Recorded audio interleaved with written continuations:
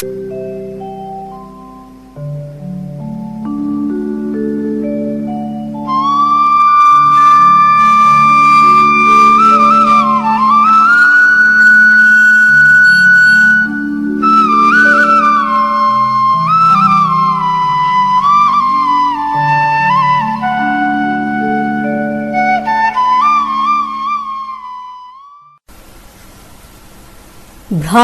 বিলাস, ঈশ্বরচন্দ্র বিদ্যাসাগর।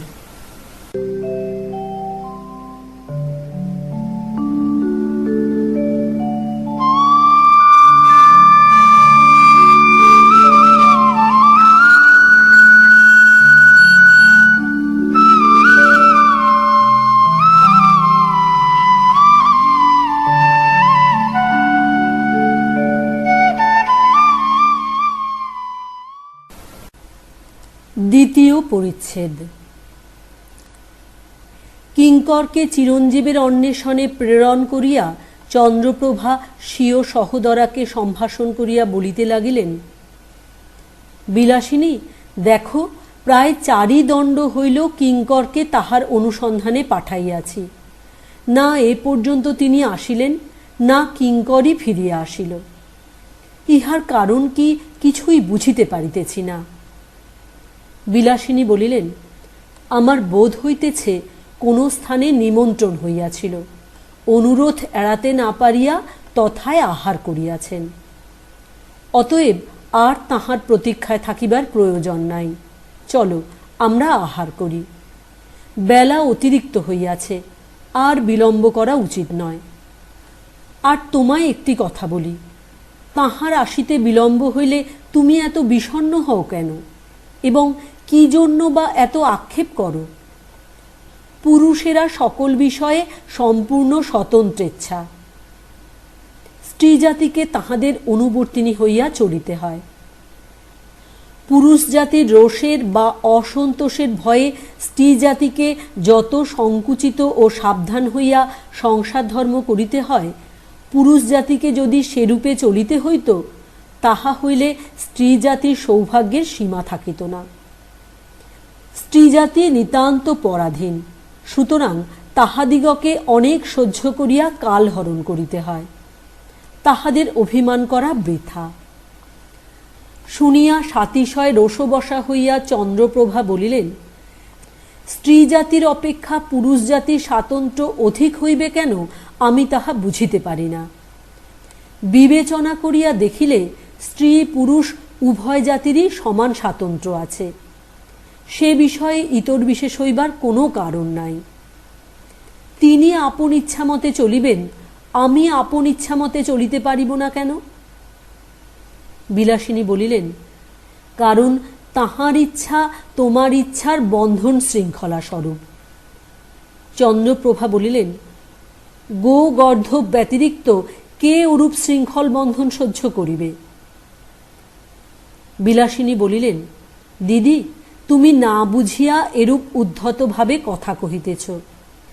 স্ত্রী জাতির অসদৃশ স্বাতন্ত্র্য অবলম্বন পরিণামে নিরতিশয় ক্লেশের কারণ হইয়া ওঠে। জলে স্থলে নভমণ্ডলে যেখানে দৃষ্টিপাত করো, স্ত্রী জাতির স্বাতন্ত্র্য দেখিতে পাইবে না। কি জলচর, কি স্থলচর, কি নভচর, জীবমাত্রেই এই নিয়মের অনুসরণ করিয়া চলিয়া থাকে।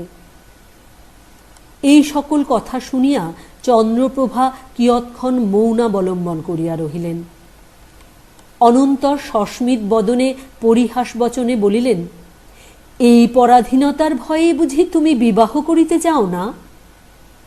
বিলাসিনীও হাস্যমুখে উত্তর দিলেন, হ্যাঁ, ইহা এক কারণ বটে। তদ্ভিন্ন বিবাহিত অবস্থায় অন্যবিধ নানা অসুবিধা আছে। চন্দ্রপ্রভা বলিলেন, আমার বোধ হয় তুমি বিবাহিত হইলে পুরুষের আধিপত্য ও অত্যাচার অনায়াসে সহ্য করিতে পারিবে। বিলাসিনী বলিলেন, পুরুষের অভিপ্রায় বুঝিয়া চলিতে বিলক্ষণ রূপে অভ্যাস না করিয়া আমি বিবাহ করিব না। চন্দ্রপ্রভা হাস্যমুখে বলিলেন, ভগিনী, যতই অভ্যাস করো না কেন, কখনোই অবিরক্ত চিত্তে সংসার ধর্ম সম্পন্ন করিতে পারিবে না। পুরুষের পদে পদে কত অত্যাচার সহ্য করিবে বলো? তুমি পুরুষের আচরণের বিষয় সবিশেষ জানো না, এজন্য ওরূপ বলিতেছ। যখন ঠেকিবে তখন শিখিবে, এখন মুখে ওরূপ বলিলে কি হইবে? বিশেষত পরের বেলায় আমরা উপদেশ দিতে বিলক্ষণ পটু, আপনার বেলায় বুদ্ধিভ্রংশ ঘটে। তখন বিবেচনাও থাকে না, সহিষ্ণুতাও থাকে না। তুমি এখন আমায় ধৈর্য অবলম্বন করিতে বলিতেছ, কিন্তু যদি কখনো বিবাহ করো, আমার মতো অবস্থায় কত ধৈর্য অবলম্বন করিয়া চলো দেখিব। উভয়ের এরূপ কথোপকথন হইতেছে, এমন সময়ে কিঙ্কর বিষণ্ণ বদনে তাহাদের সম্মুখবর্তী হইল। চন্দ্রপ্রভা জিজ্ঞাসা করিলেন, কিঙ্কর, তুমি যে একাকী আসিলে, তোমার প্রভু কোথায়? তাহার দেখা পাইয়াছ কি না? কতক্ষণে গৃহে আসিবেন বলিলেন? কিঙ্কর বলিল, মা ঠাকুরানী, আমার বলিতে শঙ্কা হইতেছে, কিন্তু না বলিলে নয়, এজন্য বলিতেছি। আমি তাহাকে দেখিলাম, তাহাতে আমার স্পষ্ট বোধ হইল তাহার বুদ্ধিভ্রংশ ঘটিয়াছে, তাহাতে উন্মাদের সম্পূর্ণ লক্ষণ লক্ষিত হইতেছে। আমি বলিলাম, কর্ত্রী ঠাকুরানীর আদেশে আমি আপনাকে লইয়া যাইতে আসিয়াছি, তরাই গৃহে চলুন, আহারের সময় বহিয়া যাইতেছে। তিনি আমায় দেখিয়া বিরক্তি প্রকাশ করিয়া জিজ্ঞাসা করিলেন, আমার স্বর্ণমুদ্রা কোথায় রাখিয়া আসিলে? পরে আমি যত গৃহে আসিতে বলি, তিনি ততই বিরক্ত হইতে লাগিলেন এবং আমার স্বর্ণমুদ্রা কোথায় বারংবার কেবল এই কথা বলিতে লাগিলেন। আমি বলিলাম, আপনি এ পর্যন্ত গৃহে না যাওয়াতে কর্ত্রী ঠাকুরানী অত্যন্ত উৎকণ্ঠিত হইয়াছেন। তিনি সাতিশয় কুপিত হইয়া বলিলেন, তুই কর্ত্রী ঠাকুরানী কোথায় পাইলি? আমি তোর কর্ত্রী ঠাকুরানীকে চিনি না, আমার স্বর্ণমুদ্রা কোথায় রাখিলি বল। এই কথা শুনিয়া চমকিত হইয়া বিলাসিনী জিজ্ঞাসা করিলেন, কিঙ্কর, এ কথা কে বলিল? কিঙ্কর বলিল, কেন, আমার প্রভু বলিলেন। তিনি আরও বলিলেন, আমার বাটি কোথায়, আমার স্ত্রী কোথায়? আমি কবে কাহাকে বিবাহ করিয়াছি যে কথায় কথায় আমার স্ত্রী উল্লেখ করিতেছিস? অবশেষে কি কারণে বলিতে পারি না, ক্রোধে অন্ধ হইয়া আমায় প্রহার করিলেন। এই কথা বলিয়া সে স্বীয় কর্ণমূলে মুষ্টি প্রহারের চিহ্ন দেখাইতে লাগিল। চন্দ্রপ্রভা বলিলেন, তুমি পুনরায় যাও এবং যে রূপে পারো তাহাকে অবিলম্বে গৃহে লইয়া আইস। সে বলিল, আমি পুনরায় যাইব এবং পুনরায় মার খাইয়া গৃহে আসিব। বলিতে কি, আমি আর মার খাইতে পারিব না, আপনি আর কাহাকেও পাঠাইয়া দেন। শুনিয়া সাতিশয় কুপিত হইয়া চন্দ্রপ্রভা বলিলেন, যদি তুমি না যাও বিলক্ষণ শিক্ষা দিব, যদি ভালো চাও এখন চলিয়া যাও। কিঙ্কর বলিল, আপনি প্রহার করিয়া এখান হইতে তাড়াইবেন, তিনি প্রহার করিয়া সেখান হইতে তাড়াইবেন। আমার উভয় সংকট, কোনো দিকে নিস্তার নাই। এই বলিয়া সে চলিয়া গেলে পর চন্দ্রপ্রভা ঈর্ষা কষায়িত লোচনে সরস বচনে বলিতে লাগিলেন, বিলাসিনী, তোমার ভগিনীপতির কথা শুনিলে? এতক্ষণ আমায় কত বুঝাইতেছিলে, এখন কি বলো? শুনিলে তো, তাহার বাটি নাই, তাহার স্ত্রী নাই, তিনি বিবাহ করেন নাই। আমি কিঙ্করকে পাঠাইয়াছিলাম, অকারণে তাহাকে প্রহার করা আমার উপর অবজ্ঞা প্রদর্শন মাত্র। আমি ইদানিং তাহার চক্ষের শূল হইয়াছি। আমরা তাহার প্রতীক্ষায় এত বেলা পর্যন্ত অনাহারে রহিয়াছি, তিনি অন্যত্র আমোদ আহ্লাদে কাল কাটাইতেছেন। তুমি যা বলো, এখন তাহার উপর আমার বিলক্ষণ সন্দেহ হয়। আমি তাহার নিকট কি অপরাধে অপরাধিনী হইয়াছি বলিতে পারি না। আমি কিছু তত রূপহীন বা গুণহীন নই যে তিনি আমার প্রতি এত ঘৃণা প্রদর্শন করিতে পারেন। অথবা কার দোষ দিব, সকলই আমার অদৃষ্টের দোষ। ভগিনীর ভাব দর্শন করিয়া বিলাসিনী বলিলেন, দিদি, ঈর্ষা স্ত্রীলোকের অতি বিষম শত্রু, ঈর্ষার বশবর্তিনী হইলে স্ত্রী জাতিকে যাবজ্জীবন দুঃখ ভাগিনী হইতে হয়। অতএব এরূপ শত্রুকে অন্তঃকরণ হইতে একেবারে অপসারিত করো। এই কথা শুনিয়া যার পর্ণায় বিরক্ত হইয়া চন্দ্রপ্রভা বলিলেন, বিলাসিনী, ক্ষমা করো, আর তোমার আমায় বুঝাইতে হইবে না। এ অত্যাচার সহ্য করা আমার কর্ম নয়। আমি তত নিরভিমান হইতে পারিব না যে তাহার আচরণ দেখিয়াও আমার মনে অসুখ জন্মিবে না। ভালো, বলো দেখি, যদি আমার প্রতি পূর্বের মতো অনুরাগ থাকিত, তিনি কি এতক্ষণ গৃহে আসিতেন না? না অকারণে কিঙ্করকে প্রহার করিয়া বিদায় করিতেন? তুমি তো জানো আজ কতদিন হইল আমায় এক ছড়া হার গড়াইয়া দিবেন বলিয়াছিলেন। সেই অবধি আর কখনো তাহার মুখে হারের কথা শুনিয়াছ? বলিতে কি, এত হতাদর হইয়া বাঁচা অপেক্ষা মরা ভালো। যেরূপ হইয়াছে এবং উত্তরোত্তর যেরূপ হইবে, তাহাতে আমার অদৃষ্টে কত কষ্টভোগ আছে বলিতে পারি না। হেমকূটের চিরঞ্জীব আকুল হৃদয়ে পান্থনিবাসে উপস্থিত হইয়া তথাকার অধ্যক্ষকে কিঙ্করের কথা জিজ্ঞাসা করিলেন। তিনি বলিলেন, প্রায় 4 দণ্ড হইল সে এখানে আসিয়াছে, এবং আপনি তাহার হস্তে যে স্বর্ণমুদ্রা দিয়াছিলেন তাহা সিন্ধুকে বন্ধ করিয়া রাখিয়াছে। পরে অনেকক্ষণ প্রতীক্ষা করিয়া বিলম্ব দেখিয়া সে এইমাত্র আপনার অন্বেষণে গেল। এই কথা শুনিয়া সংশয়ারূঢ় হইয়া চিরঞ্জীব মনে মনে বলিতে লাগিলেন, অধ্যক্ষ যেরূপ বলিলেন, তাহাতে আমি স্বর্ণমুদ্রা সহিত কিঙ্করকে আপন হইতে বিদায় করিলে পর তাহার সহিত আমার আর সাক্ষাৎ বা কথোপকথন হওয়া সম্ভব নহে। কিন্তু আমি তাহার সহিত কথোপকথন করিয়াছি এবং অবশেষে প্রহার পর্যন্ত করিয়া তাড়াইয়া দিয়াছি।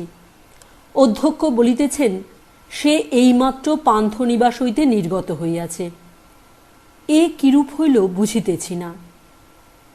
মনোমধ্যে তিনি এই আন্দোলন করিতেছেন, এমন সময়ে হেমকূটের কিঙ্কর তাহার নিকট উপস্থিত হইল।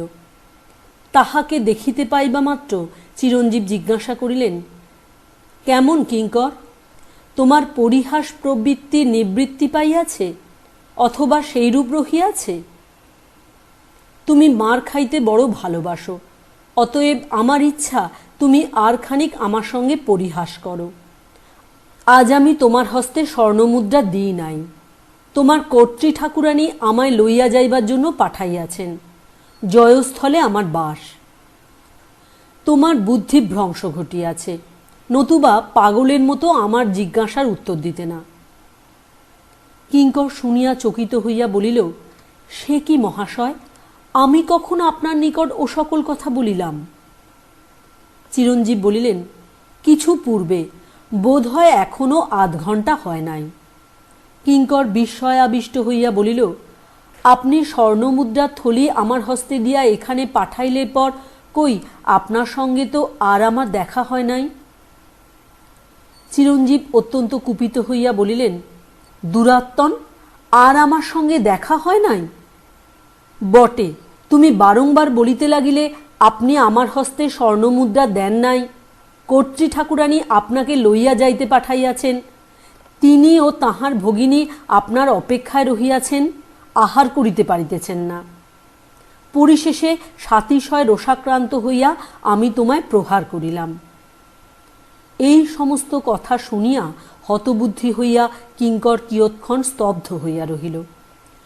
অবশেষে চিরঞ্জীব কৌতুক করিতেছেন বিবেচনা করিয়া কহিল, মহাশয়, এতদিনের পর আপনার যে পরিহাসে প্রবৃত্তি হইয়াছে, ইহাতে আমি অতিশয় আহ্লাদিত হইলাম। কিন্তু এ সময়ে এরূপ পরিহাস করিতেছেন কেন, তাহার মর্ম বুঝিতেছি না। অনুগ্রহ করিয়া তাহার কারণ বলিলে আমার সন্দেহ দূর হয়। চিরঞ্জীব বলিলেন, আমি পরিহাস করিতেছি না তুমি পরিহাস করিতেছ? আজ তোমার দুর্মতি ঘটিয়াছে, তখন যৎপরনাস্তি বিরক্ত করিয়াছ, এখন আবার বলিতেছ আমি পরিহাস করিতেছি। এই তোমার দুর্মতির ফল ভোগ করো। এই বলিয়া তিনি তাহাকে ক্রোধভরে বারংবার প্রহার করিলেন। এইরূপে প্রহারপ্রাপ্ত হইয়া কিঙ্কর বলিল, আমি কি অপরাধ করিয়াছি যে আপনি আমায় এত প্রহার করিলেন?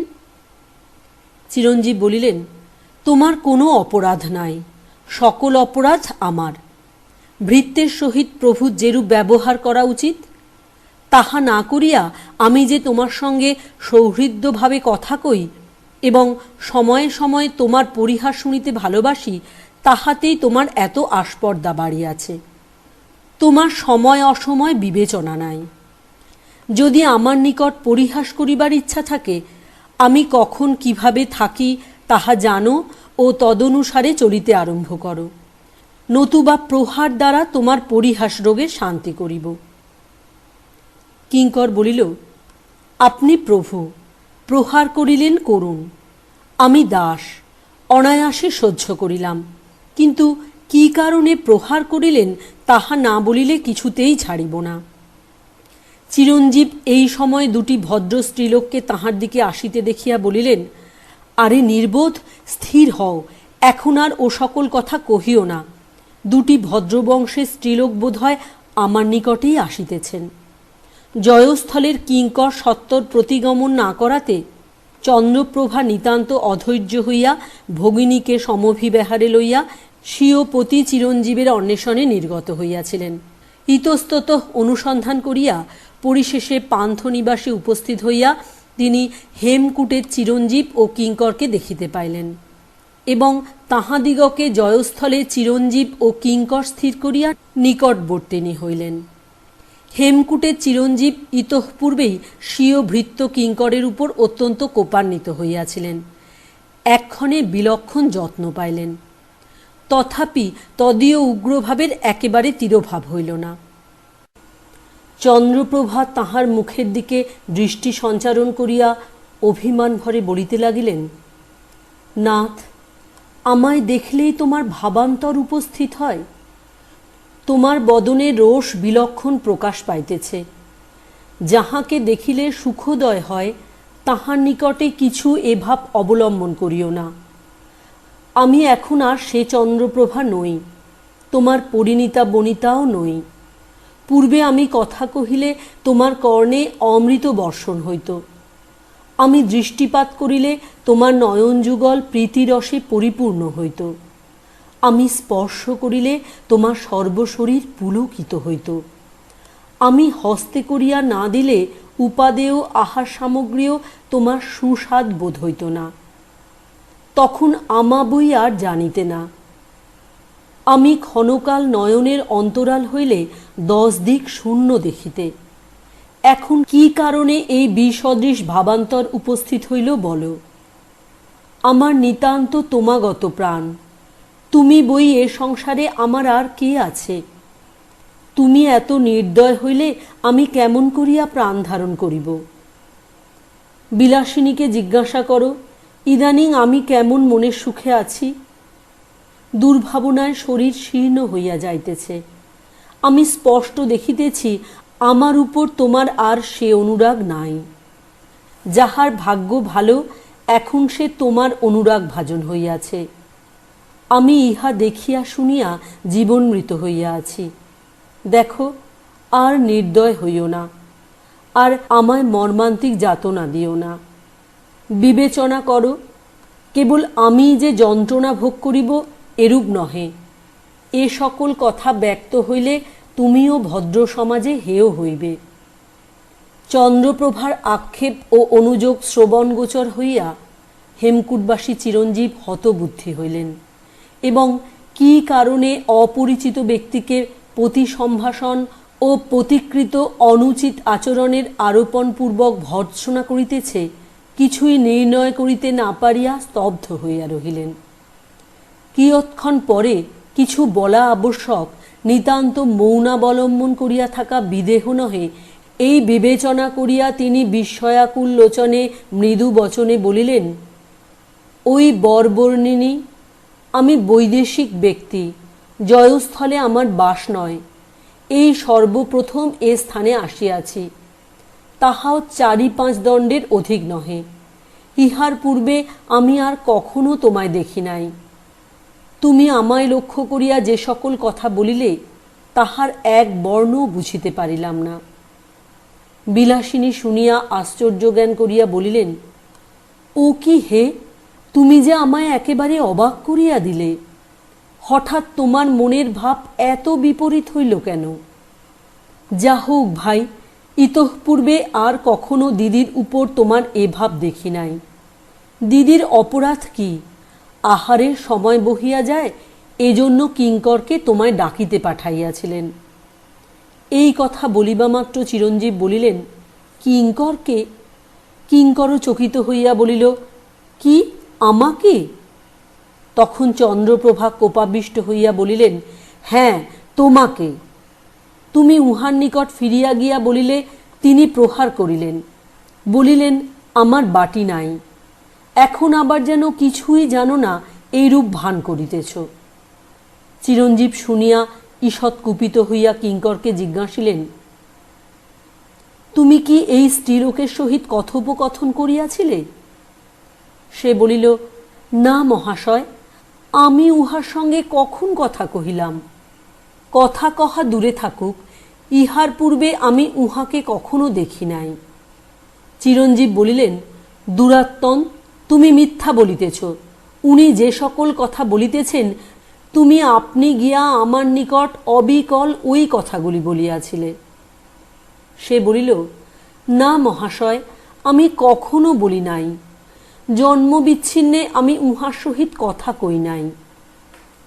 চিরঞ্জীব বলিলেন, তোমার সঙ্গে যদি দেখা ও কথা না হইবে, উনি কেমন করিয়া আমাদের নাম জানিলেন? হেমকূটবাসী চিরঞ্জীবের ও কিঙ্করের কথোপকথন শুনিয়া চন্দ্রপ্রভা যৎপরণাস্তি ক্ষুব্ধ হইলেন এবং চিরঞ্জীবকে স্বীয়পতি জয়স্থলবাসী চিরঞ্জীব জ্ঞানে সম্ভাষণ করিয়া আক্ষেপ বচনে বলিতে লাগিলেন, নাথ, যদি আমার উপর বিরাগ জন্মিয়া থাকে, চাকরের সঙ্গে ষড়যন্ত্র করিয়া এরূপে অপমান করা উচিত নহে।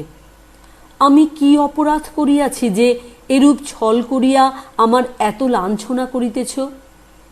তুমি কখনোই আমাকে পরিত্যাগ করিতে পারিবে না। তুমি যা ভাবো না কেন, আমি তোমা বই আর জানি না। যাবৎ এ দেহে প্রাণ থাকিবে, তাবৎ আমি তোমা বই আর কাহারও নই। আমি জীবিত থাকিতে তুমি কখনো অন্যের হইতে পারিবে না। তুমি দিবাকর, আমি কমলিনী। তুমি শশধর, আমি কুমুদিনী। তুমি জলধর, আমি সৌদামিনী।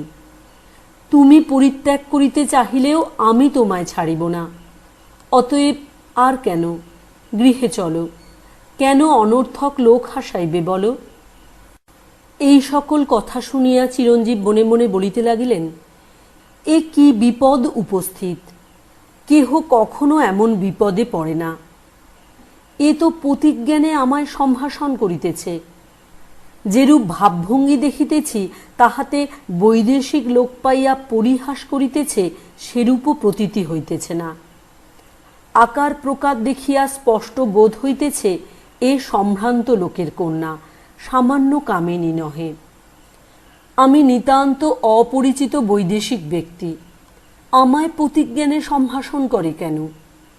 আমি কি নিদ্রিত অবস্থায় স্বপ্ন দেখিতেছি, অথবা ভূতাবেশবশত আমার বুদ্ধিভ্রংশ ঘটিয়াছে?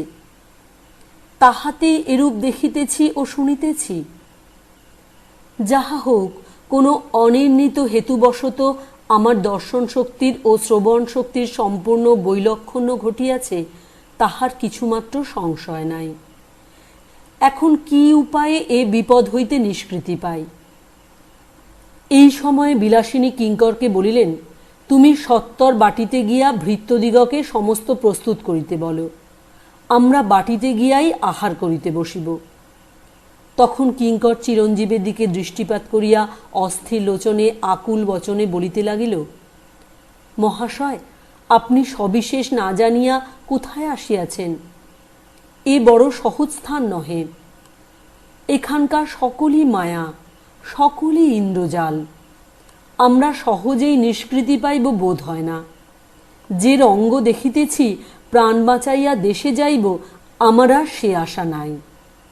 এই মানবরূপিণী ঠাকুরানীরা যেরূপ মায়াবিনী, তাহাতে ইহাদের হস্ত হইতে সহজে নিস্তার পাইবেন মনে করিবেন না। কি অশুভক্ষণে এদেশে পদার্পণ করিয়াছিলেন। যেরূপ দেখিতেছি, ইহাদের মতের অনুবর্তিনী হইয়া না চলিলে নিঃসংশয় প্রাণ সংশয় ঘটিবে। অতএব যাহা কর্তব্য হয় স্থির করুন। কিঙ্করের এই সকল কথা শুনিয়া অত্যন্ত বিরক্ত হইয়া বিলাসিনী বলিলেন, ওহে কিঙ্কর, তোমার পরিহাসের অনেক কৌশল আইসে, তাহা আমরা বহুদিন অবধি জানি। আর তোমার সে বিষয়ে নৈপুণ্য দেখাইতে হইবে না। আমরা বড় আপ্যায়িত হইয়াছি। এক্ষণে ক্ষান্ত হও, যা বলি তা শুনো। শুনিয়া সাতিশয় শঙ্কিত হইয়া কিঙ্কর চিরঞ্জীবকে বলিল, মহাশয়, আমার বুদ্ধিলোপ হইয়াছে, এখন কি করিবেন করুন। চিরঞ্জীব বলিলেন, কেবল তোমার নয়, আমিও দেখিয়া শুনিয়া তোমার মতো হতবুদ্ধি হইয়াছি। তখন চন্দ্রপ্রভা চিরঞ্জীবের হস্ত ধরিয়া, আর কেন, গৃহে চলো।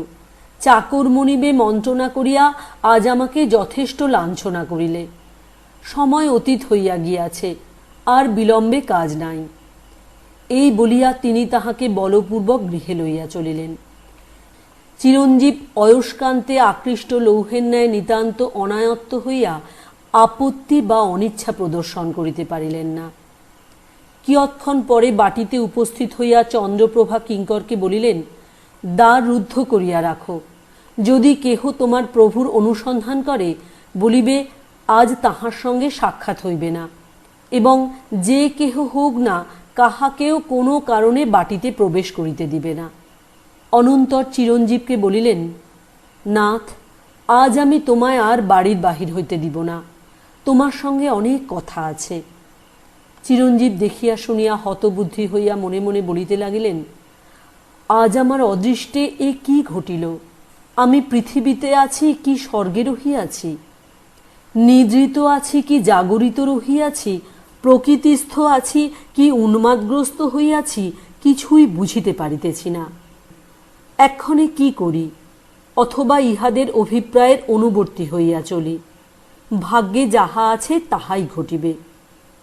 তাহাকে বাটির অভ্যন্তরে যাইতে দেখিয়া কিঙ্কর বলিল, মহাশয়, আমি কি দ্বার দেশে বসিয়া থাকিব? চিরঞ্জীব কোনো উত্তর দিলেন না। চন্দ্রপ্রভা বলিলেন, দেখিও যেন কেহ বাটিতে প্রবেশ করিতে না পায়। ইহার অন্যথা হইলে আমি তোমায় যৎপরণাস্তি শাস্তি করিব। এই বলিয়া চিরঞ্জীবকে লইয়া তিনি অভ্যন্তরে প্রবেশ করিলেন।